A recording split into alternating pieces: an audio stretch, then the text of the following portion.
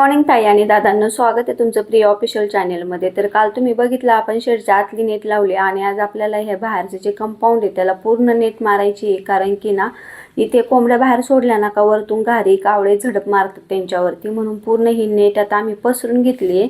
आणि ही नेट आम्हाला आता ही पूर्ण जाळीला मारून घ्यायची। तर एका साईडला इथे विलायती गवत टाकले, त्याला ओमचं पाणी मारायचं काम चाललंय। गेटमध्ये आपण भरपूर काही काही लावू शकतो, कोंबड्यांना विलायती गवत वगैरे भरपूर काही त्यांना खायला पण करू शकतो, कारण की जागा भरपूर मोठी आहे। तर ओमचं आता पाणी मारून झाले आणि ओम बसला इथं आणि आमचं चालले जाळी पसरवण्याचं काम चालू आहे।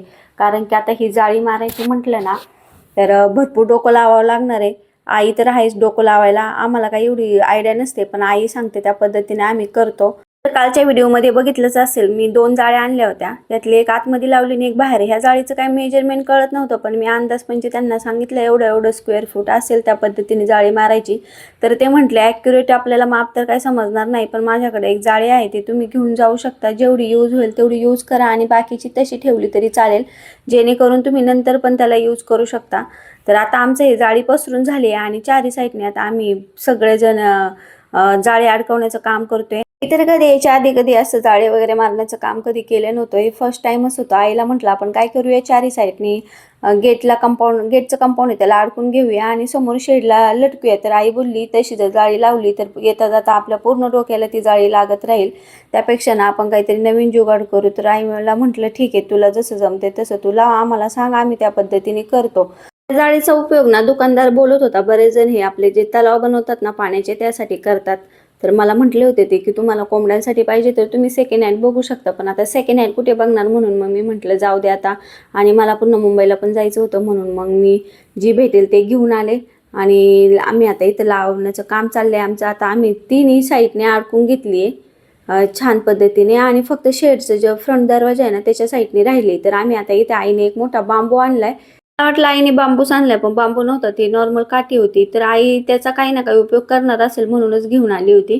तर हे बघा आता आमच्याकडे एक मोठा शेकाटा होता, तर तो शेकाटा आता आम्हाला इथे मध्ये लावायचा आहे, त्यासाठी आम्ही मधोमध कंपाऊंडचा एक मोठा खड्डा घेतलाय आणि त्याचं आमचं मेजरमेंट घ्यायचं काम चालू होतं। बांबू काढून 4 वेळा आम्ही मेजरमेंट घेत होतो, कारण की खड्डा त्या पद्धतीनेच करायचा होता। पोरं पण खड्ड्या घ्यायचं काम चालू होतं पोरांचं, आणि माझं पण आजूबाजूचं काम थोडंफार राहिलं होतं ते करत होते मी। आणि प्रत्येक वेळेस थोडं खड्डा झाला मोठा की आम्ही तो बांबू लावून चेक करायचं की किती ग्रीप भेटते त्याला आणि किती अजून खोल घ्यावा लागेल। तर आईचं इथे बांबूच्या ना बुडाशी ना प्लॅस्टिकची पिशवी लावायचं काम चालू होतं, जेणेकरून त्याला जमिनीत गाडू त्यावेळेस ना त्याला अशा उधई वगैरे लागू नये म्हणून आईने ना बांबूच्या बुडाला ना प्लॅस्टिकची पिशवी बांधली होती। त्याला मगाशी जो बांबू आणला होता ना तो आईने बांधला होता, कारण की जेणेकरून ना जाळी अशी ना दोन्ही साईडने अशी तरंगून राहील, म्हणून ती बोलली की आपण तो बांबू बांधूया। काठी नाही बांधली तिने, कारण की काठी लगेच तो खराब होईल आणि मोडेल, म्हणून बोलली बांबूला जास्त लगेच कीड लागत नाही म्हणून बांबू बांधूया। तर मी आता येते उभी बांबू पकडून, आम्ही आता त्याला खड्ड्यामध्ये गाडले आणि आता त्याला एकदम स्ट्रेट ठेवायचंय म्हणून मी पकडून बसले आणि आई आणि ओम दगड आणून त्याच्यात टाकतात त्या खड्ड्यामध्ये आणि आई लगेच सिमेंट लावून घेते, जेणेकरून आपण सोडला तरी तो हल्ला नाही पाहिजे। कारण की जाळीचं प्रेशर वजन कमी आहे, पण हवा जास्त असल्यामुळे ना बांबू इकडे तिकडे हलत होता, म्हणून मी तिथेच पकडून बसली आणि त्या दोघांनी दगडे आणून त्याच्यावरती सिमेंट टाकून दिलं। आता याला रोज 4 ते 5 दिवस आपल्याला पाणी मारावं लागेल।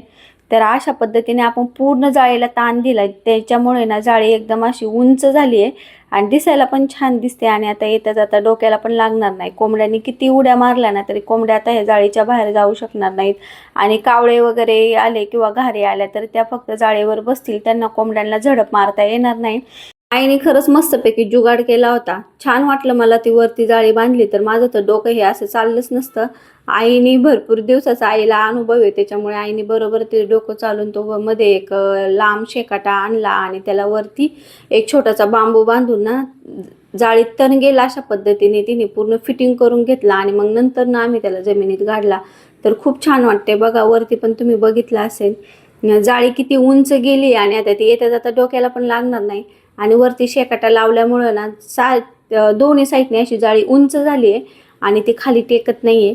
तर अशा पद्धतीने आम्ही आता हे जाळीचं जुगाड केले आणि आता आपण जी जाळी तिन्ही साईडने आपण ती कंपाऊंडला अडकवली होती ना, ती आता आपल्याला व्यवस्थित अडकून घ्यायची. आपण असंच फक्त जाळीचा मेजरमेंट घेण्यासाठी आपण अशीच अडकवली होती. आता ते पूर्ण काढून घ्यायची आणि जे तुम्हाला हुक दिसतात त्याच्यामध्ये एक एक अडकून घ्यायची. आता माझं तर हे बांबू लावायचं काम संपलंय आणि आता आम्ही आता ही जी जाळी शिल्लक राहिली ती पण कटिंग करून घ्यायची आणि त्या बांबूला ना असा ताण देऊन प्रत्येक जाळी एक एक हुकामध्ये अडकून घ्यायची, जेणेकरून ती अशी टाईट येईल, लूज पडणार नाही. पण ही जाळी ना मला वाटत नाही जास्त दिवस टिकेल. आम्ही तर आणली, बघूया आता किती दिवस टिकते. तर माझं आता इथे मी खुर्ची घेतली आणि चारही साईडने आता जे कंपाऊंड आहे ना तारेचं त्याला आता पूर्ण फिटिंग करून घेणार आहे. बघा फिटिंग केल्यानंतर ना जाळीला ताण किती छान पडलाय आणि मस्त अशी टाईट जाळी लागली आहे. हे काम करायला जवळजवळ मला वाटते मला अर्धा तास तरी जाईल. ज्या ठिकाणी जाळी मोकळी राहील तिथं पुन्हा ना जाळीचे पॅचेस करून लावून घेणार आहे. पद्धतीने जर जाळी पॅक केली ना तर हवा वगैरे काही आली ना तरी जाळी हलणार नाही. फक्त ती झाली तर उन्हाने खराब होऊ शकते, पण कितीही हवा आली ना तरी जाळी निघणार नाही. शेकाटा पण आपण छान पद्धतीने पॅक केला त्याच्यामुळे तो पण हलणार नाही. अशा पद्धतीने आपण आता जाळीचं जुगाड करून पूर्ण कंपाऊंडला जाळी मारून घेतली. तुम्हाला जर आजचा हा व्हिडिओ आवडला असेल तर व्हिडिओला लाईक करा, शेअर करा. व्हिडिओ पाहिल्याबद्दल सगळ्यांचे मनापासून धन्यवाद. भेटूया नेक्स्ट व्हिडिओमध्ये. तोपर्यंत बाय बाय.